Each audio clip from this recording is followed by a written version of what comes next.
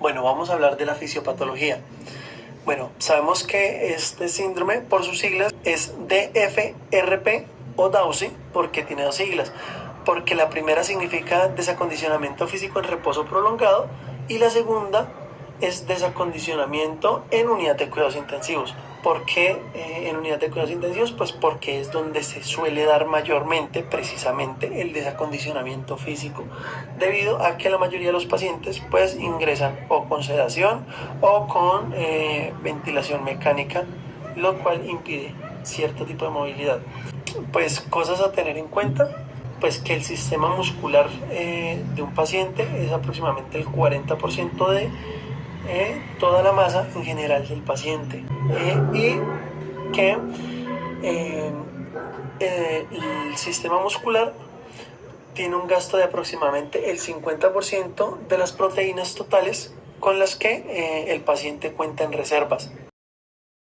El desacondicionamiento físico empieza a haber afectaciones de aproximadamente el 2% de la masa muscular diaria. O sea, por cada día de reposo prolongado el paciente empieza a perder aproximadamente un 2% de masa muscular.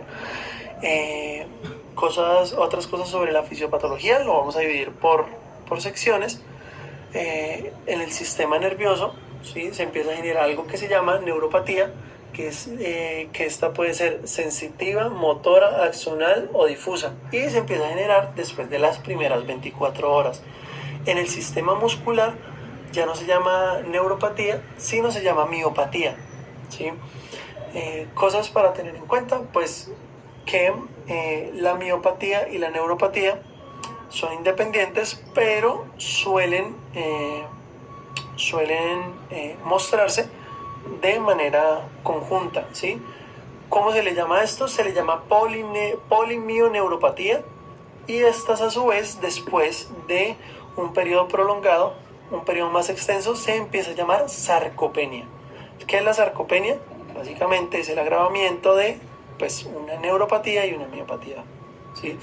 ¿Qué tiene la sarcopenia? Que es muy difícil de volver a equilibrar ese paciente para que vuelva a tener su masa muscular funcional. Seguimos con el sistema cardiovascular. Pues se aumenta la frecuencia cardíaca debido a la disminución del volumen sistólico del paciente. Básicamente se pierde la capacidad de bombeo del corazón, por ende empieza a bombear más rápido, y a su vez pues también es compensado con el sistema pulmonar.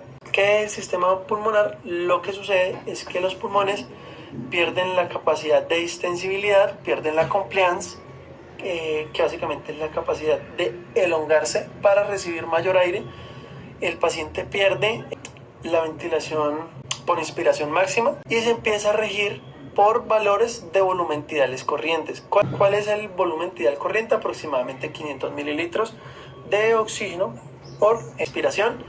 También se empieza a compensar con el sistema cardíaco, porque el paciente disminuye su frecuencia respiratoria. Básicamente los pulmones y el sistema cardíaco empiezan a autocompensarse entre ellos dos, y si los pulmones dejan de funcionar, el corazón empieza a hacer un sobreesfuerzo, y lo mismo pasa si el corazón empieza a disminuir su frecuencia cardíaca. Los pulmones lo que empiezan a crear es una frecuencia respiratoria elevada. Y en el sistema esquelético pues se empiece a tener pues afectaciones después de las primeras 30 horas de reposo prolongado.